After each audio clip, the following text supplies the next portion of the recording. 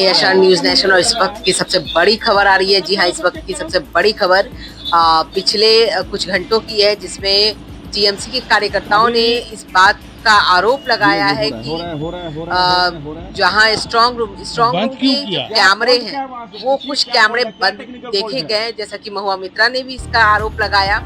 और यह वीडियो आप देख सकते हैं, जिसमें सवाल करते हुए टीएमसी कार्यकर्ता पाए गए कि आखिरकार क्यों ये कैमरे बंद हैं।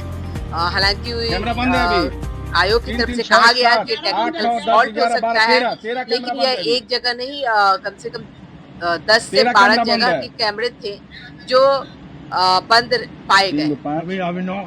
कुछ कैमरे तो कुछ देर बाद ओपन भी हो गए, लेकिन मैक्सिमम कैमरे बंद पाए गए, जिसको लेकर अभी महुआ मित्रा ने ट्वीट किया है।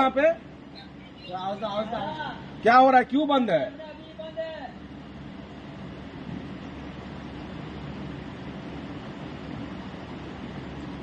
ম্যাডামকে ডাইরেক্ট ফোন করছি। ফোন করুন ফোন করুন ফোন কর अभी भी 5 है, अभी भी 5 है। 11:58 বন্ধ করেছে, এখন 12:02, এখনো 1, 2, 3, 4 নিয়ার অ্যাবাউট 1 মিনিট থেকে উপরে বন্ধ আছে। তিনখানা ক্যামেরা আছে,